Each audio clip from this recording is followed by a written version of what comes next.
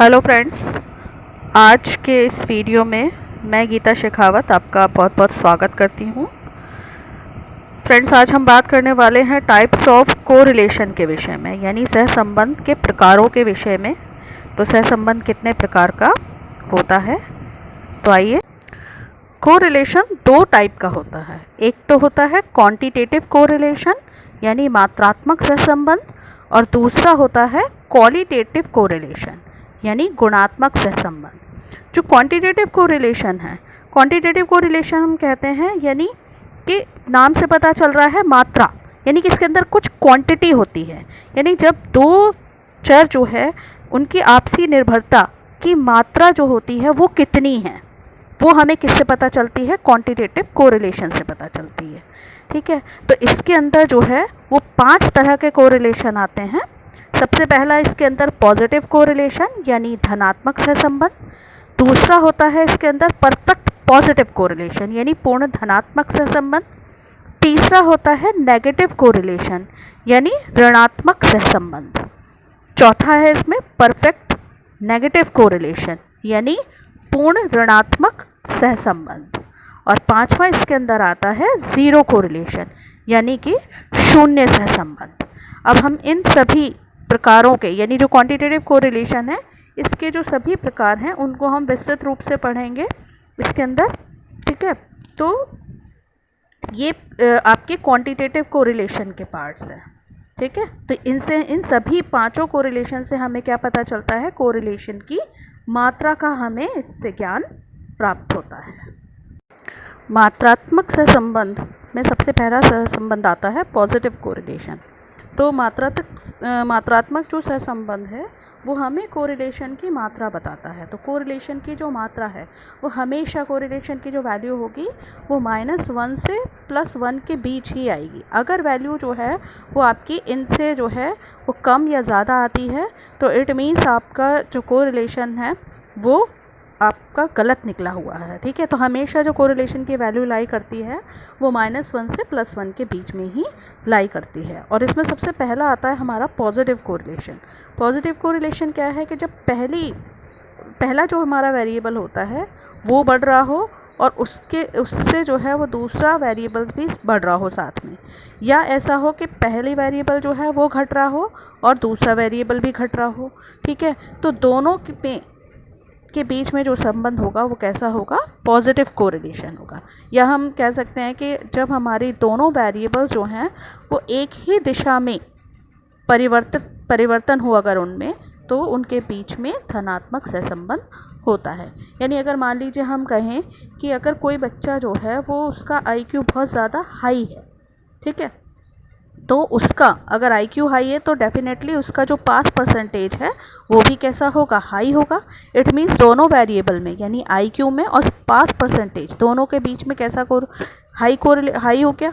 तो इसका मतलब दोनों के बीच में कैसा कोरिलेशन हो गया? पॉजिटिव कोरिलेशन हो गया। और अगर मान लीजिए किसी बच्चे का IQ जो है वो लो है तो उसका पास परसेंटेज भी कैसा होगा? लो होगा। तो यानी दोनों वेरिएबल्स के बीच में कैसा कोरिलेशन हो गया? Positive correlation. ठीक है, तो यानी जब हमारे दोनों वेरिएबल जो हैं वो एक समान दिशा में परिवर्तित हों, या तो दोनों जो हैं वो इंक्रीज़ हो रहे हों या दोनों वेरिएबल हमारे डिक्रीज़ हो रहे हों, तो दोनों के बीच में जो कोरिलेशन होगा वो कैसा होगा? पॉजिटिव कोरिलेशन होगा। ठीक है, और पॉजिटिव कोरिलेशन को हम जो है वो अगर हम कोरिलेशन फाइंड आउट करते हैं और जब हमारी वैल्यू फाइंड आउट करने पर कैसी आती है? पॉजिटिव वैल्यू आती है, तो वो इंडिकेशन है किसका? पॉजिटिव कोरिलेशन का। ठीक है, तो दोनों के बीच में जो है जब व्हेन टू वेरिएबल्स इंक्रीजेस और decreases in the same direction then there is a positive correlation between two variables. Next है हमारा परफेक्ट पॉजिटिव कोरिलेशन यानी पूर्ण धनात्मक सहसंबंध। पूर्ण धनात्मक सहसंबंध क्या होता है कि जब हमारे दोनों वेरिएबल्स या तो इंक्रीज़ हो रहे हों या फिर दोनों डिक्रीज़ हो रहे हों, यानी दोनों ही इंक्रीज़ हो रहे हों, दोनों ही डिक्रीज़ हो रहे हों, लेकिन वो जो है किस में? सेम प्रोपोर्शन में है। अगर इंक्रीज़ हो रहे हैं और सेम प्रोपोर्शन में या डिक्रीज़ हो रहे हो तो दोनों के बीच कैसा कोरिलेशन होगा? Perfect positive correlation. Positive correlation है तो इसका मतलब कि क्या होगा कि सेम डायरेक्शन में, यानी या तो दोनों इंक्रीज़ हो रहे होंगे या फिर दोनों डिक्रीज़ हो रहे होंगे। लेकिन परफेक्ट का मतलब यहाँ पर क्या है कि दोनों के बीच में जो इंक्रीज़ और डिक्रीज़ का जो प्रोपोर्शन है वो कैसा होगा? सेम प्रोपोर्शन होगा। ठीक है, यानी सेम प्रोपोर्शन में, समान अनुपात में ही दोनों या तो इंक्रीज़ हो रहे होंगे और या दोनों जो है वो डिक्रीज़ हो रहे होंगे। तो दोनों के बीच कैसा कोरिलेशन होगा? पूर्ण धनात्मक सहसंबंध होगा। ठीक है, अगर हम पूर्ण धनात्मक सहसंबंध की बात करें तो ये जो है वो हमारे मनोविज्ञान और शिक्षा के क्षेत्र में तो बहुत कम ही देखने को मिलता है। अगर मान लीजिए हम कहें कि जो हमारे पास बच्चों के स्कोर्स हैं, IQ मान लीजिए बच्चों का हमारे पास आया हुआ है, तो उनके जो प्राप्तांक हमारे पास हैं, यानी IQ के जो हमारे पास स्कोर्स हैं, और उनको अगर हम उनका प्रतिशत निकालें, ठीक है, और उनको तो IQ के जो स्कोर्स हैं उनमें और उसके प्रतिशत दोनों के बीच में कैसा कोरिलेशन होगा? पूर्ण धनात्मक सहसंबंध होगा। ठीक है, तो ये जो पूर्ण धनात्मक सहसंबंध है इसकी मात्रा कितनी होती है, क्योंकि ये मात्रात्मक सहसंबंध के अंदर आता है, तो इसकी जो मात्रा होती है वो कितनी होती है कि जो कोरिलेशन की वैल्यू है वो पॉजिटिव है तो यानी प्लस, ठीक है, और पूर्ण है तो इसका मतलब +1। ठीक है, अगर कोरिलेशन की वैल्यू +1 आती है तो इसका मतलब कैसा कोरिलेशन है? परफेक्ट पॉजिटिव कोरिलेशन है। ठीक है, तीसरा कोरिलेशन आता है इसमें नेगेटिव कोरिलेशन, यानी ऋणात्मक सहसंबंध। One variable increases and the other variable decreases, or if the first variable decreases and the second variable increases, then there is a negative correlation between them। यानी कि जब आपका एक वेरिएबल या तो इंक्रीज हो रहा हो और दूसरा वेरिएबल क्या हो रहा हो? डिक्रीज हो रहा हो। आप एरो में देख सकते हैं, रेड वाले एरो में देखिए, तो इसमें जो है रेड वाले सर्कल में अगर पहला वेरिएबल इंक्रीज हो रहा है और दूसरा वेरिएबल डिक्रीज हो रहा हो, या फिर कैसा हो कि ग्रीन वाले सर्कल में कि अगर पहला वेरिएबल जो है वो डिक्रीज़ हो रहा है और दूसरा वेरिएबल जो है वो इंक्रीज़ हो रहा है, तो दोनों के बीच में कैसा कोरिलेशन होगा? नेगेटिव कोरिलेशन होगा। इसका मतलब क्या है कि अगर आप देखें तो दोनों का जो डायरेक्शन है वो क्या है? अपोजिट डायरेक्शन है। इट मीन्स जो दोनों चल राशियाँ हैं, अगर हम शॉर्ट में बात करें कि अगर दोनों वेरिएबल जो हैं वो हमारे उनमें विपरीत दिशा में परिवर्तन होता है तो दोनों वेरिएबल्स के बीच में कैसा कोरिलेशन होगा? ऋणात्मक सहसंबंध होगा। ठीक है, जैसे मान लीजिए अगर हम बात करें कि अगर हमें कहीं पे कोई काम कराना है और उसके लिए हमें लेबर लगानी है, तो एक वेरिएबल हो गया हमारा लेबर और एक वेरिएबल हो गया हमारा दिन हो गए। ठीक है, तो अगर हम ज़्यादा मज़दूर लगाएंगे तो हमारा जो काम है वो कम दिनों में होगा, और अगर हम जो है वो कम मज़दूर लगाएंगे तो उसी काम को करने में कैसा समय लगेगा? ज़्यादा समय लगेगा। तो इट मीन्स इन दोनों वेरिएबल्स के बीच में, यानी कि लेबर के बीच में और दिनों के बीच में कैसा कोरिलेशन हो गया आपका? नेगेटिव कोरिलेशन, क्योंकि अगर एक इंक्रीज़ होगा तो दूसरा वेरिएबल क्या होगा? डिक्रीज़ होगा, या फिर अगर पहला हम डिक्रीज़ करते हैं तो दूसरा वेरिएबल आपका क्या हो जाएगा? इंक्रीज़ हो जाएगा। तो दोनों के बीच में कैसा कोरिलेशन होगा? Negative correlation. नेक्स्ट है आपका पूर्ण ऋणात्मक सहसंबंध, यानी परफेक्ट नेगेटिव कोरिलेशन। तो इसमें क्या होता है कि दोनों वेरिएबल जो हैं वो अपोजिट डायरेक्शन में उनमें परिवर्तन होता है, लेकिन जो परिवर्तन होगा वो सेम प्रोपोर्शन में होगा। ठीक है, अगर एक वेरिएबल इसके अंदर इंक्रीज़ होगा तो दूसरा जो है वो डिक्रीज़ होगा, लेकिन उसके इंक्रीमेंट का और उसके डिक्रीमेंट का दोनों का जो प्रोपोर्शन है वो कैसा होगा? सेम होगा। ठीक है, तो when two variables increases or decreases in different direction but in same proportion, then there is a perfect negative correlation between them। यानी बिल्कुल एक तरीके से हम कहें तो जो आपका परफेक्ट पॉजिटिव कोरिलेशन है उसका उल्टा है इसके अंदर, क्योंकि इसके अंदर जो डायरेक्शन है वो क्या है? डिफरेंट डायरेक्शन है, लेकिन प्रोपोर्शन सेम है।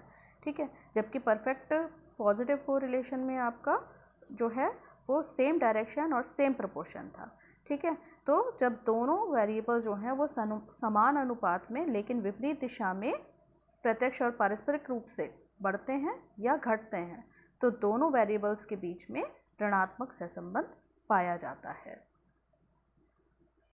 अगर हम इसकी मात्रा की बात करें तो इसका जो मात्रा होती है वो -1 होती है।